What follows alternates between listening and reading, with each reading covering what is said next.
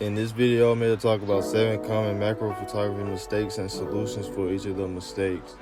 There are a number of common mistakes in macro photography that newcomers will make, and I've also made these mistakes over the years also, but they are normally easy to fix once identified.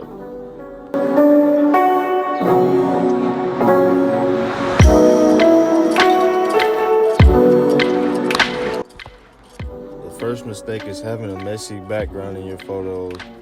A messy background will dilute the impact of your photos, and also a messy background can sometimes take attention away from your subject, and you don't want that. The first solution for this is to open up your aperture. Lowering your aperture can create a softer background, which can help with messy background. Another solution is to try shooting your subject at different angles. This is usually the route I take when I have a messy background, and if that doesn't work, another solution would be to remove the vegetation or whatever it is that's making your background messy. The final solution I have is to place a colorful background behind your subject, such as a color card or something with a nice clean background. When I do this, I use binders, and they work just as good.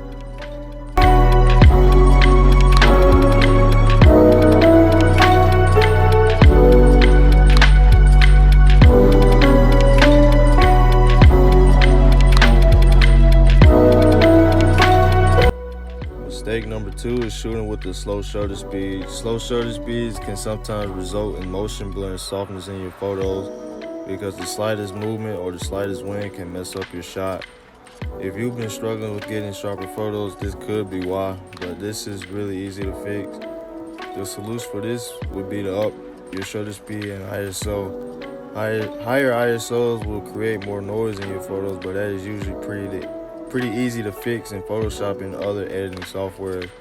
Just remember that it's always better to have a photo that's noisy and sharp rather than a photo that is noise free and soft, because there is no fixing that.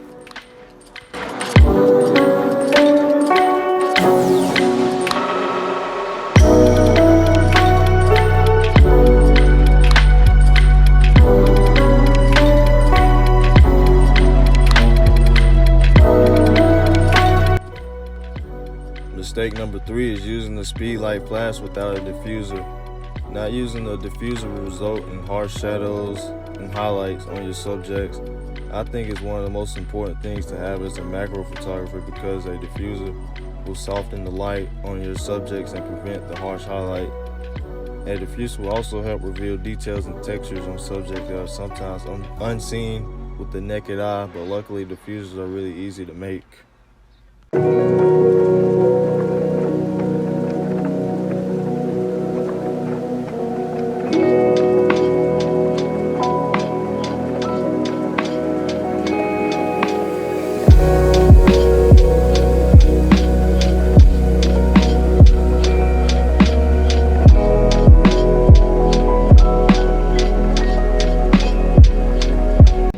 Mistake number 4 is not getting level with your subject. Getting level with your subject is important because it allows viewers of your photo to really feel immersed in the scene, and it also gives you more background options rather than just the ground.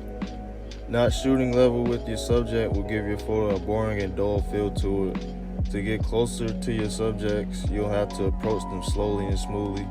But just keep in mind that some subjects are a lot easier to approach than others, and even with a slow approach, some subjects will not stick around long enough for you to get any quality shots, but that's just something that will happen a lot in this genre.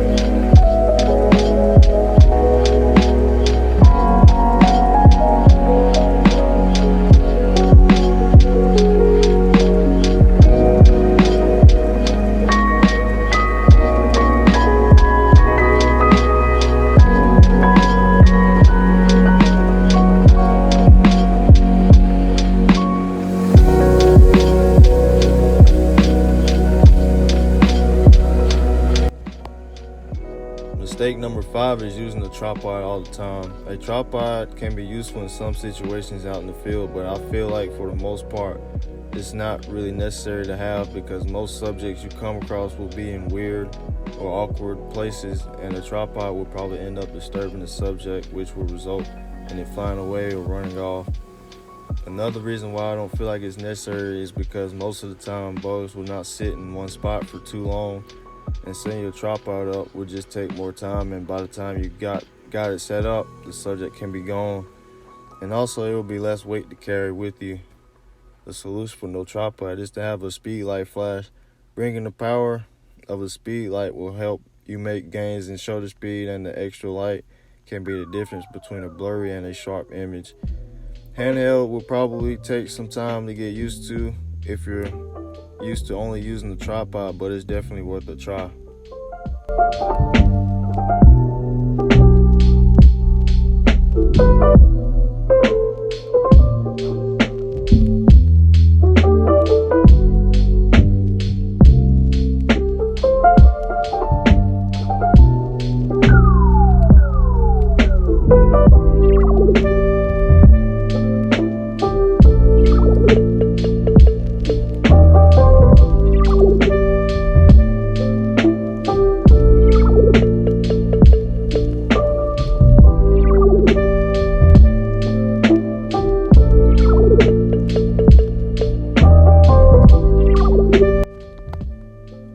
Mistake number 6 is using the wrong kit. Many telephoto and zoom lenses can be good for photographing larger subjects and flowers, but for the smaller insects and bugs, it would be challenging because telephoto and zoom lenses weren't designed to capture details on small subjects. If you're looking into some gear to capture details on smaller subjects, I recommend starting off with getting a Raynaud's DCR 250 or extension tubes. This is a cheaper way to get into macro photography, and these two options work with just about any lens.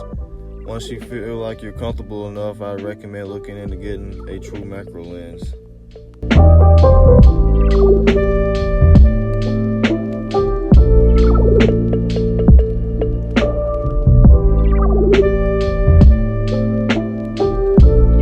Mistake number 7 is not having patience. Macro photography can be very frustrating when you're not getting the shots you hope for, and not every photo session will go your way either.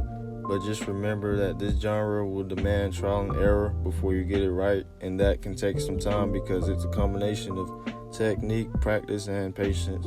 Just keep practicing and doing research, and you'll see yourself improving in no time.